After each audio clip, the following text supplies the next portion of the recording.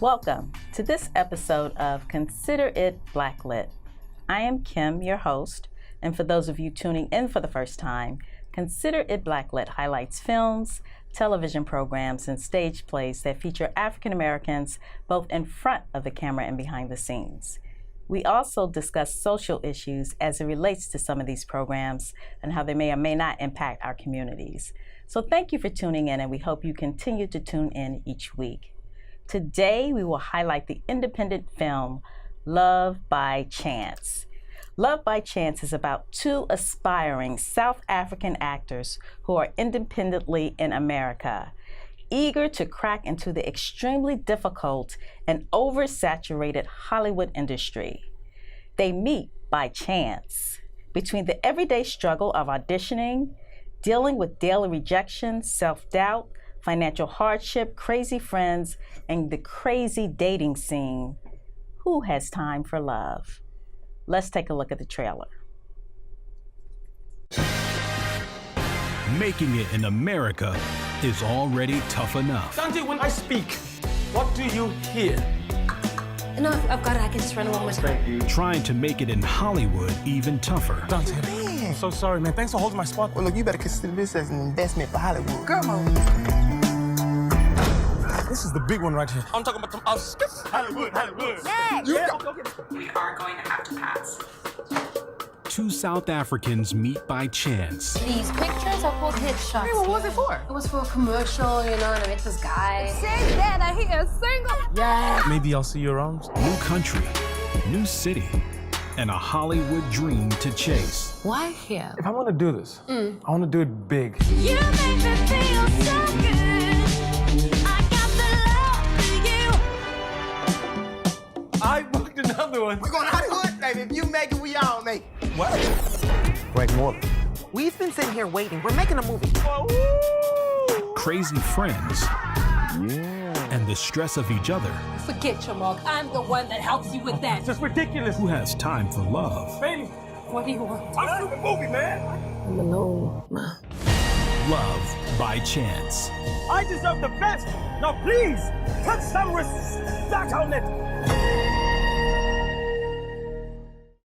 Today, joining us to discuss the film, we have the producer, director, and co-writer of Love by Chance, and a dear friend of mine, Samad Davis. Welcome, Samad. Thank you for having me. So before we start talking about the film, I want people to know who you are. I know the fantastic things that you've done. So tell the audience about yourself and how you got started. Oh, okay. Well, I'm a filmmaker. I use that word lightly, but I'm a writer, producer, director from Newark, New Jersey. Actually went to film school in about 1998, film, video, and arts in New York City. Oh, okay. Whereby I studied film, television, and I went off to make my first independent film by utilizing the equipment that they gave me. They said, go make a film. They gave me the equipment for free for a week. Very smart. I was supposed to be a 12-minute film. I took that equipment back to my neighborhood in Newark, and I made a movie called Ice or Life, which is my first actual film. Oh, wow. And it was supposed to be 12 minutes, ended up being about 45 minutes. Wow. And then I basically packaged that up with some music videos and some behind the scenes making of, and I had an hour piece of content, packaged up the VHS package, and put it out. Wow. So it was a student film, but it ended up being my introduction into The film industry. the film industry.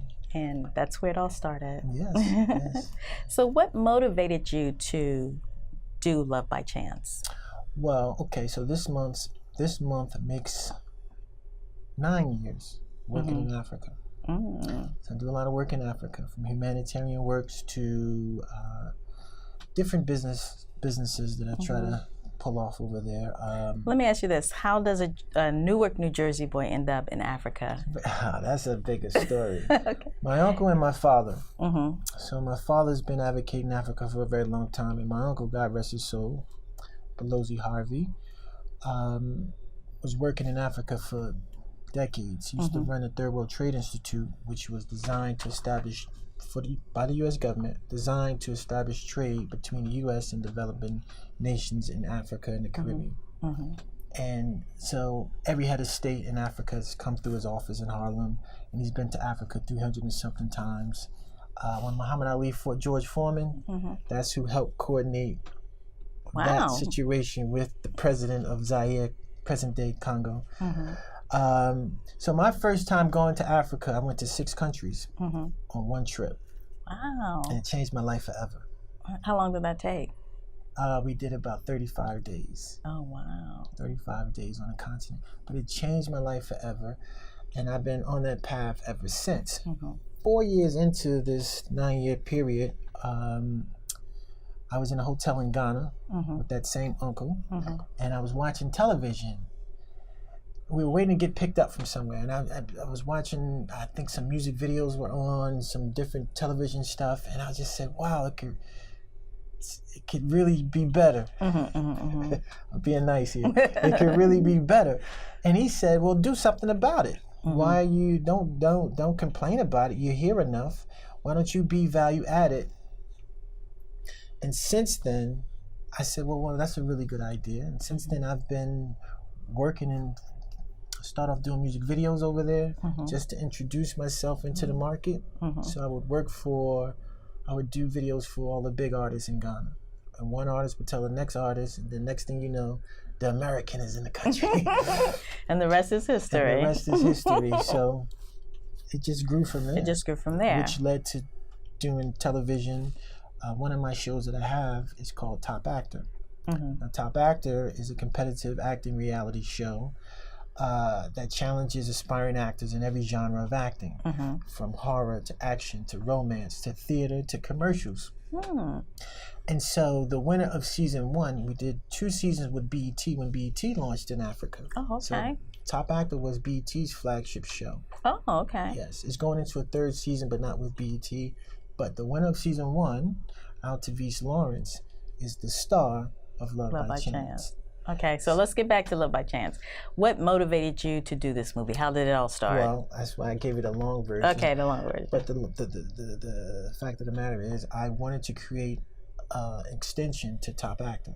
Okay. So that it's not just about someone winning the show, someone gaining, winning some money and getting a Hollywood agent, but then what, right? So we helped guide the career and then create a specific vehicle for the winner to showcase her talent, which was Love by Chance. Wow, that's awesome. Yes. Not only do you showcase them and have them have a competition, you give them an opportunity. Yes, so that they have a career. And so the winner of that one, she's done NBC's first series in Africa, Sci-Fi Channel. She did 2 movies here in America, Love by Chance being one of them. Oh, wow. So I just wanted to serve the TV series, but at the same time, I wanted to bridge the culture. My main thing is bridging the cultural gaps between Africa and America. Blacks in the diaspora. And you do that very well in this movie. Thank you. So that was part of the motivation. It's the first film where you have Africans playing themselves, surrounded by a cast of Americans. Wow. Normally, you would take Americans and have them play African, and then surround them with whomever else. Right. So it's the first that does that. So beyond the TV show, I also wanted to bridge the cultural gaps through entertainment, through this story. Good, great. So, your co-writer was Danny Renee. Danny Renee. How did that partnership come about? Well, okay. So the story is my story. I came up with the story. The first thing I had the idea. I had the beginning, the middle, and the ending. I had that. And then I flushed it out. I flushed out, the rest of the outline, and I hired her to crank out the script for me based on the outline. And then, naturally you go back and forth with the rest of it. Right. So that's kind of how that partnership happened. Had you done things with her before? No, I haven't. Young Right, I'm doing more things with her now. Oh, good, good. That's doing more things awesome. with her now. Okay. So I saw that Clifton Powell was in the film. Right. I'm a huge fan of his. Clifton Powell. Yes. How did he become involved with the project? You know, so we shot the film in Atlanta. Okay, so a lot of Atlanta is on par with LA in terms of production. Right. Like film, television, forget it. All the studios are there. Everything is happening there. So you have a lot of actors who have relocated to Atlanta. So, you know, having an independent budget, you want to see, well, what credible talent you can get your hands on who's local. Who are local, and you don't have to fly in from LA or New York and put them up. Save those expenses. Yes. So, and I'm a fan of Clifton. I've known him long ago from my days running back and forth to LA, and he was attached to another project of mine long ago, and I knew he was in town. I knew he was residing in Atlanta, and I just wanted him to take a look at the script, and I knew he never played a role like he played in Love by Chance. So I figured, well, maybe he may be interested in it from it being, from the standpoint of it being different. Right. So, you know, had him read the script, you know, talked it through, and he was on board. But he comes to play, you know, you just never know what you're gonna get with him. You know, you, as a director, you just kind of guide him and tell him what you're going for, and then any good actor will add to it. Yeah, you know? Taking and run with that. That's the beauty of working with great actors, you know. And you have ideas as well, and you just want them to elevate your vision, you know. Makes for a good production. It makes for a good production. Yeah. And yeah. Yeah. So tell us about some of the other actors. Tell us about some of the South African actors. Okay, so there are 4 South African actors in the film. So Altavice Lawrence, she won Top Actor. Okay. The leading man is Atanda Wakani. Atanda Wakani was he's known as the Prince of Theater in South Africa because his father is a huge thespian. He's huge. His name is John Connie, Dr. John Connie, who's actually he was in Captain America's Civil War as the father of Black Panther when they introduced him. So in the new Black Panther movie, that's the father is the king. That, I think Chad Moore. Yeah. Chad Boswick. Yeah. His father in the film. That guy. But Atandawa plays. He's also in Black Panther because he plays the younger version of his father. Oh, okay. Yeah. Wow. Full circle. Full circle. But Atandawa was in Top Actor as a guest judge. He was my theater challenge director in season 1. Then there's another finalist from Top Actor as well. Nicholas Nkuna. He's also in the film, and then another South African named Denise Zimba. Okay. So, and I have relationships with all of them. I work with them in some capacity, and you know, it just made sense to call people who I knew were good and spoke to the character and had the acting chops and were easy to work with, and were willing to come to America. Oh, cool. So tell us how it is on the set, because I saw some interviews with some of the actors, and they seem like they're so full of personality. They joke. Like, what was it like? Are you like the serious one, and they come on, or? Well, you know, I'm a fun person. I'm a people's person, and you know, not only was I the director, but I was also the producer, right? So I think it starts at the top in terms of the energy you create, the environment you create on your set. So I created an environment that's conducive to having fun and just being lighthearted, you know, and I believe that because you want the best out of your crew, you want the best out of your actors. So tell us about some of the challenges you've had putting this film together. Challenges. Well, any production is challenging, right? Any production, you know, you wish you had more money. You wish you had more time, right? So there's a lot of that. Just the race against time, the natural race against time. I remember one of the scenes, there was this club scene that we had to shoot, and we lost the location. And when we get to this new location, the guy says, you know, first of all, it takes an hour to open up for us. And he says, well, you guys got about 3 hours. I'm like, 3 hours? I got all these scenes to do. It's impossible. I got all these extras. It's one of like my biggest days. So it's impossible. But he had no choice. You know, we're like on the last days of shooting. You know, you just got to get in there and make it work. And I think I lost some footage I lost some footage. So that was challenging. I think we got kicked out of our location twice. Oh. So it was another time I got kicked out of a location, but then you have to improvise, and I come from an independent standpoint, from an independent producing standpoint and guerrilla filmmaking world. Yeah. So you know how to make it work. You know how to adapt. Yes, you have to adapt. Definitely. So the movie, it originally opened in South Africa? Yes, so it just completed a month ago, it completed a 2-month run in theaters in South Africa and Swaziland. As of today, it is now on box office, which is the equivalent of VOD, across the entire continent of Africa. Oh, awesome. So anyone with the satellite provider, you can order the movie in whichever country you're in. So it's officially out across 54 countries there. Simultaneously is in selective theaters here in America. Now, when did it open here in the United States? The 28th. Okay. What is this? July 28th. We're in August now, but July 28th. July 28th, correct. Yes, so it opened in selective theaters in New Jersey, AMC Jersey Gardens, and AMC South Lake Pavilion in Atlanta, Georgia. Okay. And what's the response been? So it was very interesting to me. Okay, so the film was out internationally, right? So I got to see how the audience responded to it, right? Now, I wanted to make sure while making that film that I'm dealing with two different cultures. Dealing with the American culture and the South African culture. In addition to that, the Black South African. And within the Black South African, you're talking about 3 to 4 different ethnic groups within that Black culture. You had Zulu, someone who was closer. That's the language. And tribe, if you will.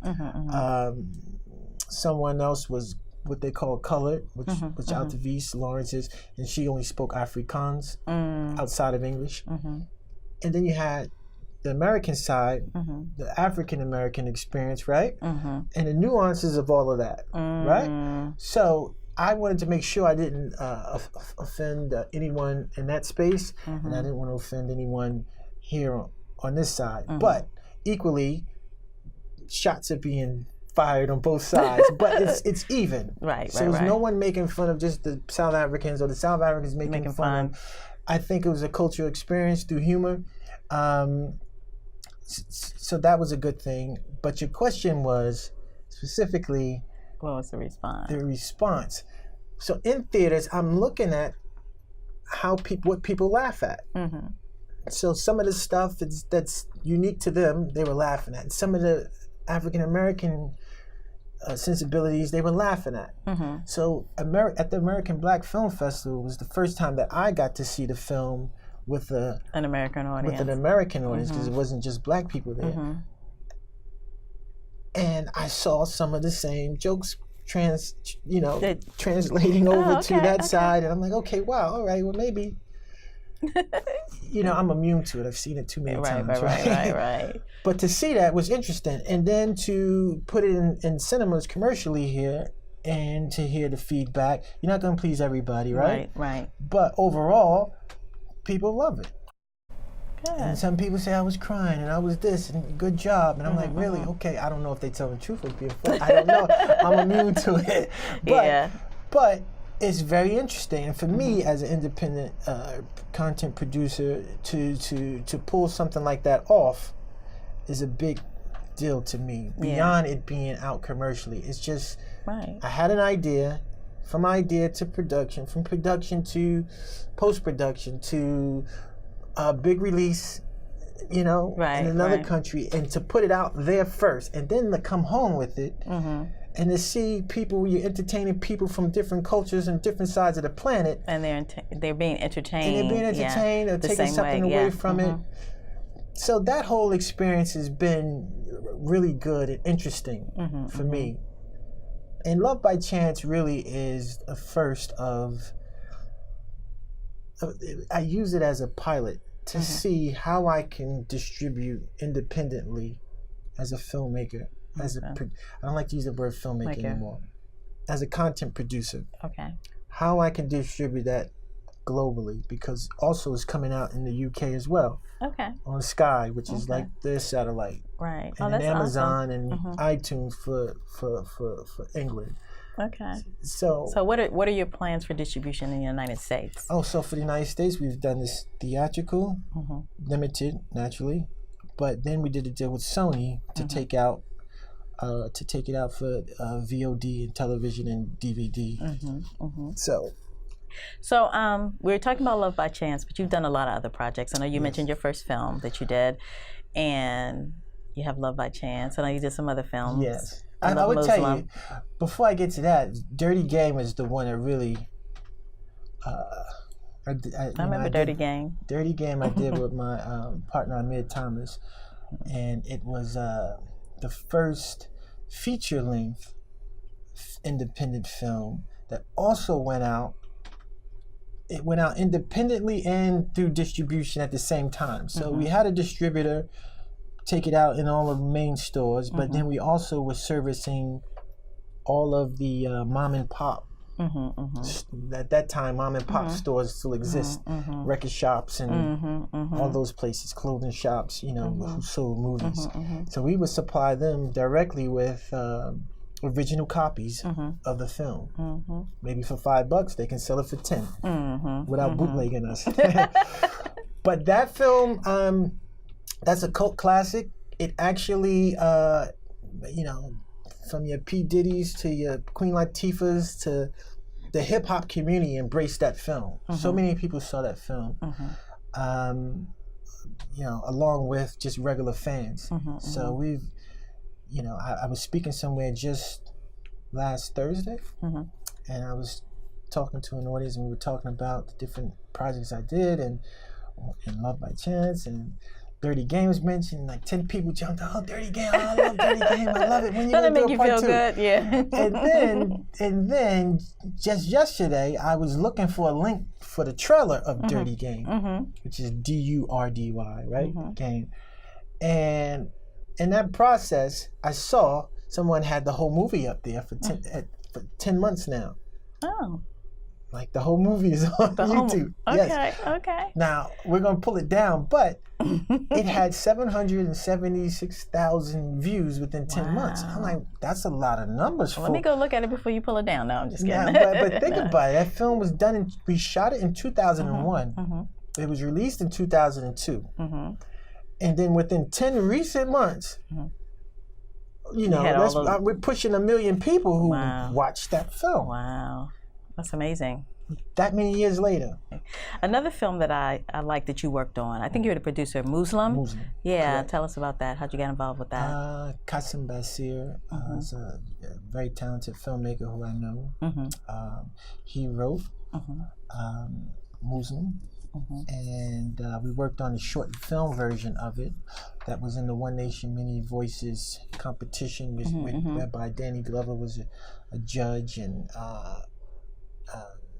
Kareem Abdul-Jabbar was a judge, and it was a great platform. So we did a short version, short film, and we entered it in the competition, and we ended up winning. So it was a whole online campaign thing, and we ended up winning that. And then we always wanted to get the feature film done. It was a faith-based film. My background is Islam, and I wanted to be part of telling the first faith-based film of that nature, especially to a Black audience. Right. We have a lot of church-driven, faith-based, so that stuck out to me.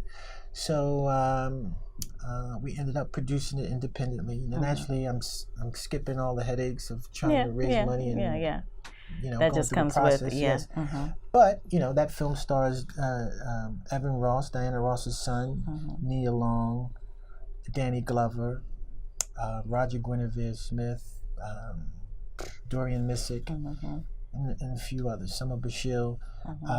But it was a really good and timely film, and that also went out independently originally through AMC. I think we did about 18 or 19 markets. Originally it had 8, and then it scaled up to And that's great for independent film. It's great. It's a great time to produce films independently, I believe. But you don't want me to get into that. If you do, I will. Well, I was going to ask you. You also directed Three Can Play That Game with Vivica Fox. What was that experience like? That was great. Now, Three Can Play That Game was a studio film, and the producers were Will Packer and Rob Hardy. They had Rainforest Films. Will Packer, you may know, is still going on to do big films like Girls Trip and other films so they had a deal with Sony. And they brought me on to be we were actually going to direct. We were actually going to work together on a previous project. It didn't work out. The studio went with someone else, but they said on the next one we'll come back to you. And so the next one was Three Can Play That Game, which was the sequel to Two Can Play That Game, and I came on as the director. So, and what the main thing that motivated me was, okay, this is an opportunity to work with. I'm not the captain of the ship. I'm the creative captain of the ship. But you're not the I'm captain. not the captain of the ship, which is important to be able to dance between worlds. And it's a studio, so it's a different structure, right? And I wanted that experience working within the studio structure. So that's what motivated me to say, I'll do it. But that was a fun piece too. It's Vivica Fox was great. Terry J. Vaughn I worked with. Terry J. Vaughn, who happens to now be in Love by Chance, right? So it's an easy phone call, right? Jason George. You may know Jason George. He's a great actor. I look forward to working with him again. Okay. We're running out of time, but before we go, I want you to tell the audience where they can, if they want to see Dirty Games, not on that YouTube channel, but where they can support you and get Dirty Games or any of your other projects, how they can see Love by Chance. Well, so if you follow me on Instagram, I would say, can I talk to the audience? Yes, you follow can. me on Instagram. Follow me at Samad Davis. That's at SAMADDAVIS. So through that, I'm going to, even with Dirty Game, we were just discussing how to repurpose that back into the market properly. And I'm going to start communicating how to get to some of these projects, especially Love by Chance. Now, Love by Chance, we're having a release date, I think October, in terms of VOD, DVD, and all that stuff. So I will be making announcements for that in terms of where that can be purchased or viewed or rented. Well, we're running out of time. We're going to put on the screen the information about Samad Davis so you can find out about his projects, and when he releases them, you'll be able to follow him. So until next time, thank you for joining us, and consider yourself Blacklit.